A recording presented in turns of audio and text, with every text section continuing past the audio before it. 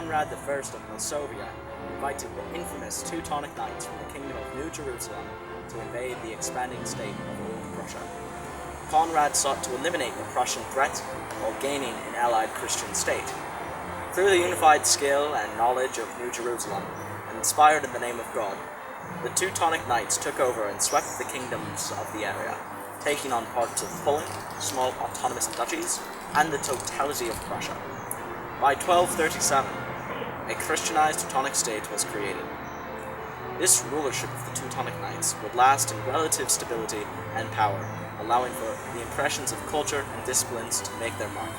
Their influences can be seen in the flag of Prussia that existed up until German unification, sporting the Iron Cross of the Order.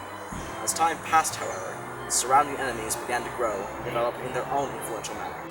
Hundreds of years later, in 1454, a coalition of Prussians, with the support of King Casimir IV of the neighboring Poland-Lithuania, started a rebellion against the Teutonic Knights. This later elevated into what is now called the 13 Years' War. At the end of the fight, the Teutonic Knights lost sovereignty in 1467, and King Casimir took over, turning the lands of Prussia into a semi-autonomous fiefdom under Polish control. Some of the order remained in Prussia, vassals to new Polish and Prussian nobles, but many retreated south towards the areas of the Holy Roman Empire and Brandenburg. After the Great Schism and the Black Death occurred, of course, a pool of doubts began to develop amongst the people, questioning the authenticity and authority of the Church. One of these critics was Martin Luther. In 1517, he hung up his 95 Theses, a list of all of his criticisms against the Church, kicking off the start of the division of Christianity, the Reformation. Luther's ideas were heard all over Central Europe and later spread to Grand Master Albert of Margraviate, or Elector State, of Brandenburg in Germany. In 1525, the same year the German Peasants' Revolt began, GAB secularized the Teutonic Knights, who had been under his rule since their fallout from the 13 Years' War. With this secularization, the knights no longer fought for God or the Pope, but now fought as mercenary knights for Brandenburg. At this point in time, Prussia was ruled by a duke, who was in consolidation of the king of Poland-Lithuania. The areas of Prussia are still part of Poland, but are ruled by this duke independently, in the form of a fiefdom. But with the powers of the knights, GAB takes control of the fiefdom of Prussia. This also establishes the Hohenzollern line of rulers, resulting in future unification of Brandenburg and Prussia. In 1618, Albert Frederick, Duke of Prussia and son of GAB, dies, and his daughter's husband, Elector John Sigismund of Brandenburg, takes the position of Duke in Prussia. Having control over both Prussia and Brandenburg, this officially and dynastically unified Brandenburg and Prussia together. Later on, in 1641, Frederick William of Prussia, the son of Sigismund, went to the Polish king Władysław IV to ask for full sovereignty of Prussia. At this time, the Reformation had elevated to involve numerous nations throughout Europe, in the 30 Years' War, starting in 1618. With the war showing no clear signs of ending, the nations involved were suffering economically above all those in the Holy Roman Empire. Poland was no exception. With its great economic turmoil, Poland saw no care for Prussia, and allowed for Frederick William to lay claim to the land in 1657. In 1701, Frederick III of Brandenburg, Prussia, made himself king in Prussia rather than king of Prussia. As synonymous of Leopold I, the Holy Roman Empire, who still maintained sovereignty over the lands of Brandenburg in the Holy Roman Empire. In this act, he created the Kingdom of Prussia, an independent state centered in Berlin, instead of historic Königsberg, with Frederick III becoming King Frederick I of Prussia. His son, Frederick William I, crowned in 1713, was able to consider an army, which contained a significant 80,000 men, which made up 4% of the Prussian population. Frederick William's actions were influenced by his monarchical policies. Frederick William aspired to create a permanent system of taxation that would be used to fund his army. Frederick William's army was composed of two primary partitions, mercenaries, and peasants. Within the region of Prussia, Frederick William was ultimately a successful leader who was able to create a strong Prussian military and stabilize the finances within his kingdom. In 1740, Frederick William would eventually give his throne to his son, or Frederick William II. On January 24, 1712, Frederick II, or Old Fritz, was born and would later succeed his father, Frederick William I, in 1740. Frederick II was referred to as an enlightened despot due to his interest with Enlightenment policies and ideas. Frederick, at the age of 24, inherited the throne and wrote frequently to French philosophe Voltaire for a duration of 4 years. Frederick II was considered to be an anti-Machiavellian, and thus was more interested in the principles of the Enlightenment which were occurring during this time period. Despite being known as a supporter of the arts and creating an opera house in Berlin, Frederick was still maintained as a militaristic personality. Following the death of the ruler of the Holy Roman Empire, Charles VI, on October 20th, 1740, Frederick II then decided to move Prussian troops into the region of Silesia on December 16th, not validating the pragmatic sanction issued by Charles VI that allowed his daughter Maria Theresa to succeed him. Maria Theresa, the Archduchess of Austria and the Empress of the Holy Roman Empire, was not well prepared for the invasion of Prussian troops and suffered a defeat at the Battle of Mollwitz on the 10th of April in 1741. Thus, Prussian troops now occupy the territory of Silesia. The Second War of Silesia took place between 1744 and 1746. During 1744, alliances between France and Prussia were immediately formed.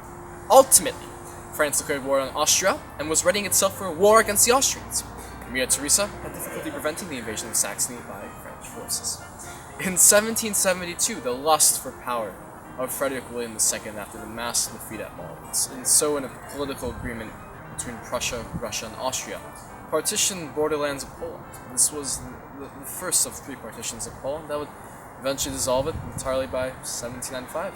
By seizing Polish land, the prestige and power of Prussia was greatly restored by the reign of Frederick William III.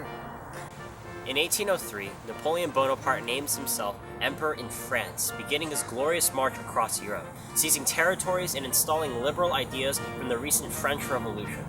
By 1807, he was at war with Prussia, and later that year, defeated the armies of Frederick William III. In signing the Treaty of Tilsit, Prussia ceded over vast lands to Napoleon in western Germany, was forced to abolish serfdom, and had to accept a policy of non-aggression with Napoleon. However, with French armies defeated and in retreat after a failed invasion into Russia by 1812, Frederick William III was able to start the War of Liberation in 1813, taking advantage of nationalistic sentiment brought ironically by French troops. When Napoleon was finally defeated in 1815, the Congress of Vienna restored the territories lost to France as well as the areas of the Kingdom of Westphalia. Before his death in 1840, Frederick William III instituted a series of economic reforms, including the abolishment of all tariffs in the Free Trade Act of 1818, and the creation of a pan-German economic union known as the Zollverein. The same nationalism that brought about Prussian freedom from Napoleonic France eventually led to the revolutions of 1848, which included a massive revolt under the King's Palace in Berlin. Frederick William IV conceded and granted the creation of a liberal constitution. Unfortunately for the revolutionaries, months later, he used military power to dissolve the body, writing the new constitution set upon creating his own. Conveniently, a system of voting procedure and lessening of taxes that was supported by the revolutionaries was also represented in Frederick William's charter. Known as the Iron Chancellor, Otto von Bismarck worked as the architect of a unified Germany, successfully changing the face of international and internal policy. After a wild youth of gambling and womanizing, Bismarck led a life of diplomatic service to Prussia. As he grew upon his influence and power, his realizations of anger towards the Habsburg state were soon recognized. Bismarck believed that the Habsburgs were blocking the road of Prussia to greater and more flourishing power. In 1862, William I, the King of Prussia, appointed Bismarck as Prime Minister, hoping that he would destroy the growing liberal powers of the Prussian Parliament. Just only 3 years into Bismarck's prime ministry, he already shook the foundations of the Parliament through his first war, the war against Denmark. In 1864, Bismarck, having drawn Austria into a joint war, attacked Denmark due to Denmark's attempted incorporation of the provinces of Schleswig and Holstein. These provinces contained German populations and outraged Prussia. With an easy Prussian-Austrian victory, Prussia would take over Schleswig and Holstein, which would also be given to Austria. However, realizing the snafu, Austria found that Holstein was of no help to its efforts to create a Central European base. This political mistake would add to the already weakened state of Austria with its economic weaknesses and plethora of national minorities. Exploiting the humiliation and devolution of Austria, Bismarck goaded the great power of his Prussia consistently. Resultantly, in the summer of 1866, Austria, with the support of many of the small states of the German Confederation, declared war on Prussia. Once again, the arrogance of Austria led to their downfall in this war, for their outdated and undertrained troops were of no match to the modernized Prussia. This victory allowed Prussia to drive Austria out of the German Confederation and create a North German Confederation under the rule of Prussia. This was one step closer to the total unification of Germany, but Bismarck's work was not finished. He later moved on to France. At this time, the King of Spain had died with no heir and the royal throne was open. Spain proposed for a Prussian prince to fill the position. If Prussia would take advantage of this opportunity, then France would be surrounded by Hohenzollern regimes on both its borders.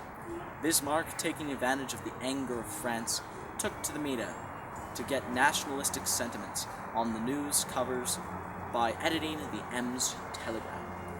He edited it in such a way that it looked like the King of Prussia had insulted France over the throne of France. In response to this offense, France declared war on Prussia on July 19, 1870.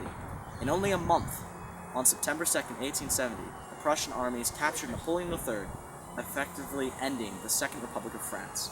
Prussia went further in its conquests to reach even the city of Paris. Finally, in January 1871, King William of Prussia was proclaimed the Kaiser of the new Imperial Germany in the Hall of Mirrors at Versailles. In addition to the victory of the Franco-Prussian War, this had granted Bismarck the territory of Alsace and Lorraine. Ultimately, Prussia remained on as a district in the Imperial Germany and the post-World War I Weimar government. It was not until 1934 when Adolf Hitler and his Nazi regime dissolved the historic boundaries of the Prussian territories. Ultimately, however, elements of Prussian culture have remained until this day. The German nationality is defined often as possessing Prussian virtues. Although Germans come from a variety of regions within their territory, most Germans hold the same virtues: punctuality, manners, education, and most importantly, a common shared history.